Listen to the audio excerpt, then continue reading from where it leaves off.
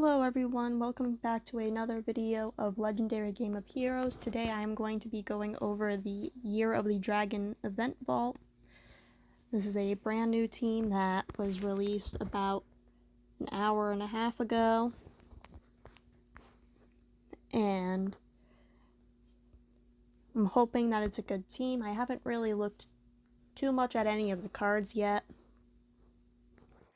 There was a picture of the ultimate form posted in the official Discord server for people to look at.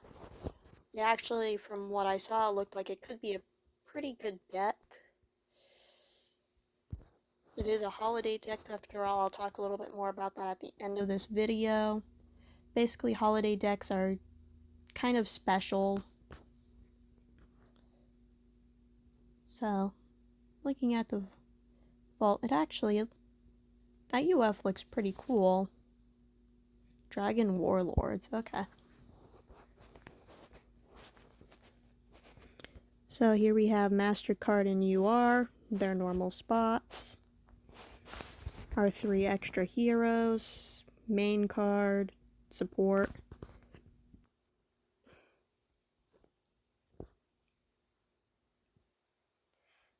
So let's start with the ultra rare here. Let's go.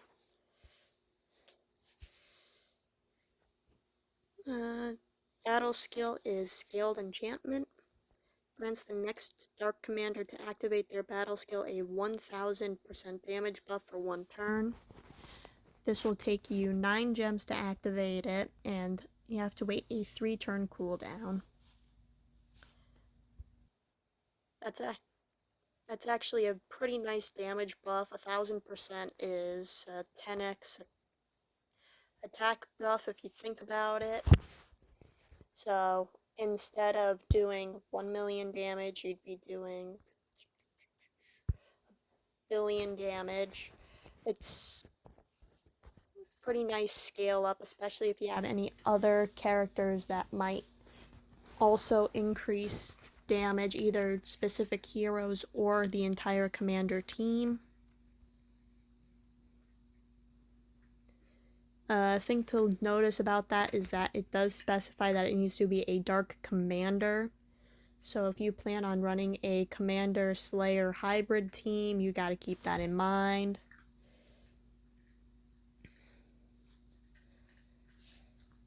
Passive, Blessing of Might.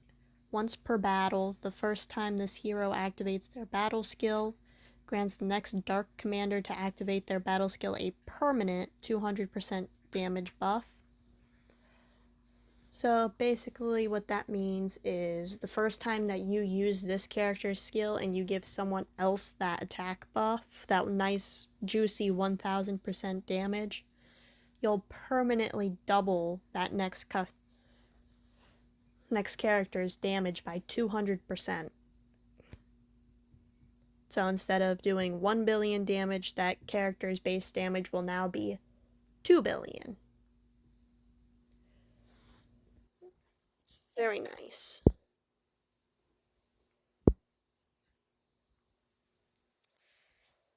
Ignores Arbiter of Battle.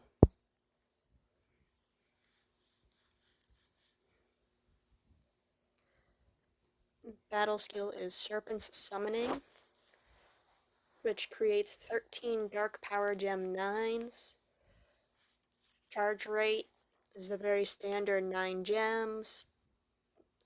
3-turn cooldown. I guess this must be a 3-turn deck. The support card might have something differently, but usually it'll probably be 3-turn as well. We'll see in a minute. That's actually a pretty fair battle skill. 13 Power Gem 9s is not a small number, and that will give you a pretty nice combo. Not to mention that you're likely to get at least 1 gem crush. Probably not a full board crush, but we can take what we can get. Passive Refined Weaponization. Whenever a battle skill is activated, create 5 Dark Power Gem 9s and upgrades 5 Dark Power Gems by 1 rank. that's so it's kind of a little bit of a unique twist on the when every turn you get an attack power gems. Instead of it being every turn, it's just whenever you activate battle skills. You could use this with, this card might be actually very well with any one-turn cards you might have. Anything that runs with 1 or 2 turns, so that way every single turn you're getting at least 5 Power Gem 9s, possibly even 5 Power Gem 10s if that part of the passive decides to trigger on those 9s. Basically, using this with something like the UF or the UR means that you're going to take your already big hit and just make it absolutely massive. Counter skill, we'll go over that in a minute. I just want to look at everyone's passives and battle skills first. The 2 relics, looks like we got a, yeah, those actually look pretty nice. Bonus characters, we'll talk about them in a minute.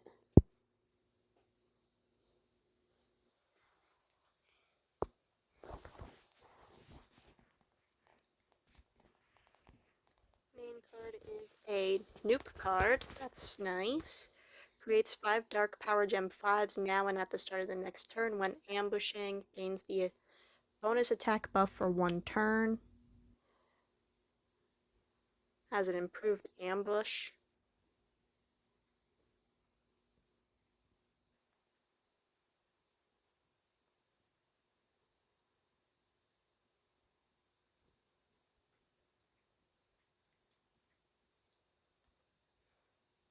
Okay. So the nuke turn is actually, you only get the bonus attack buff when you're ambushing. That's not great, but when you're actually crusading, that can be pretty useful at helping you make sure that the bosses die. Not super great for boss hunting, but hopefully you can kill it in 1 turn anyways.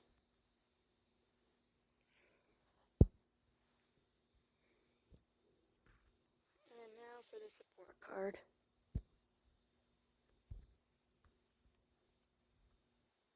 Increases self-damage by 100% for 1 turn. Pretty meh support.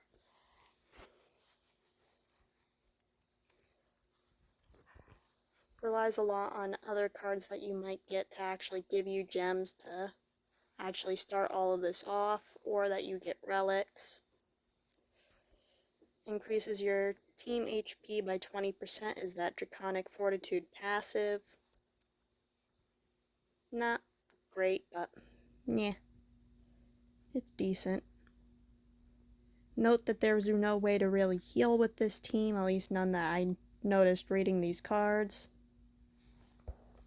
So keep that in mind when you're building your decks. We're just gonna quickly look at debuffs. I've already said earlier in the game, my last video, that support cards and ultra rares actually share what they dispel, and in this case it is armor. Armor decreases the damage that you do to bosses by a certain amount.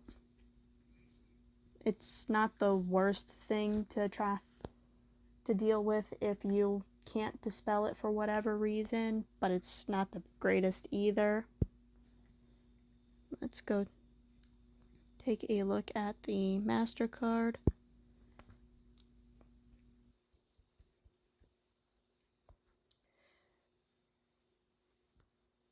So he has Pierce as something that he dispels. I really wouldn't overly worry about this unless you run a deck that involves decreasing your damage taken, because that's what Pierce is. It prevents you from using any of those skills. This deck doesn't have any of that. So if you can't really counter it, I really wouldn't worry about it too much anyways. What do these guys even look like? Let's see. Yeah, so it's a pretty nice looking deck.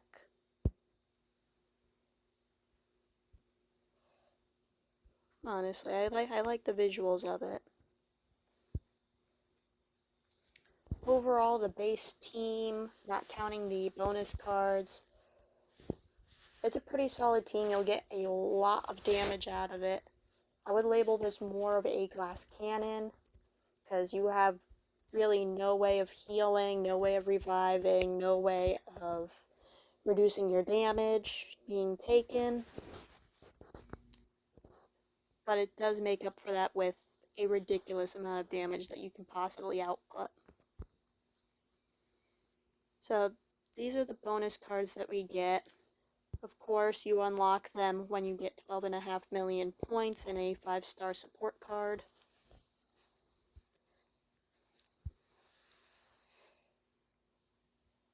Battle skill, energy drain. You become immune to damage for 1 turn.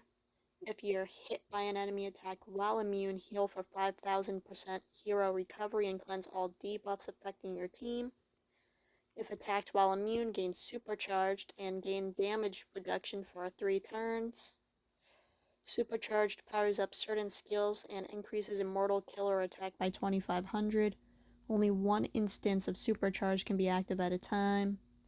Standard 9 gem cost and 3 turn cooldown.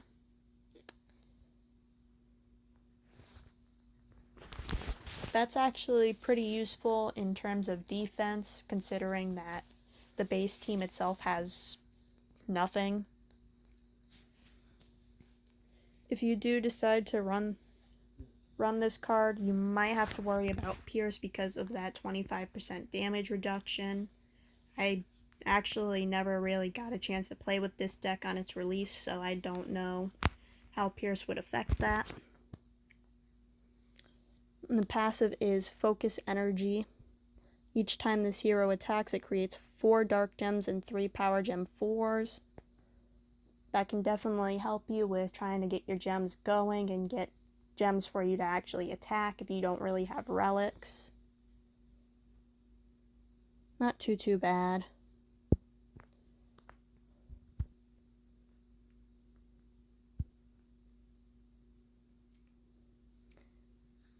Okay.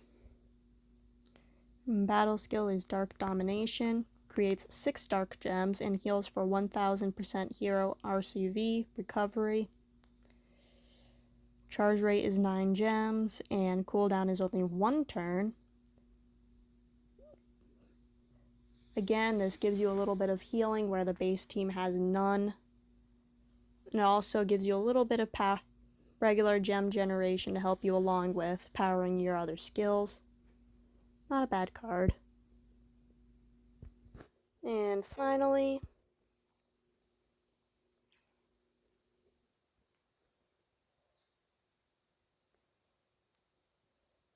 so this might be possibly the worst card.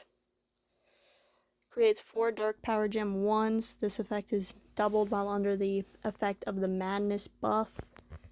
Costs 9 gems to use this skill, and cooldown is 5 turns.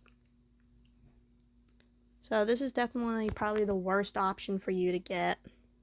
The reason why I say that is unless you have other pieces of this deck, you have no way of getting the Madness buff. And on top of that, it has a 5-turn cooldown, which means that you'll be using it only half as often as all of your other cards, and generally 5 turns is a very long time to wait for only 4 power gems.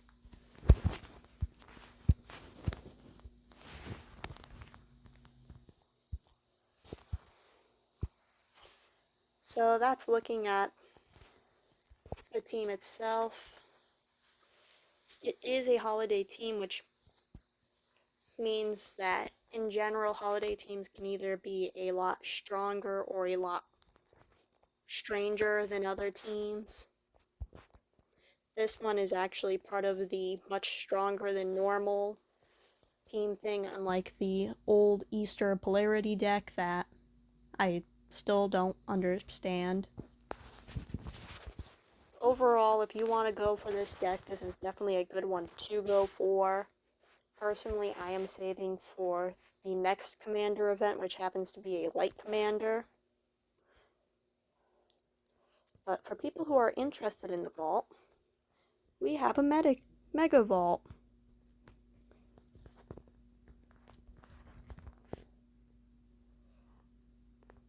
Which means that there are bonus ultra rare heroes. And these are the standard rewards. And these are the tiers. Keep in mind that while you do get more cards with each tier, the price does skyrocket, getting more and more expensive with each pull.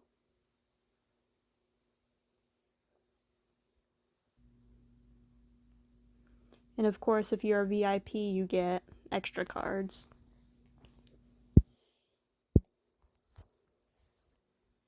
Now, even though I'm not going for this team, I still hit it once. The reason why I do this is mostly for the season choice coins. Kind of happy I'm not going for this because that hammer is really sad. But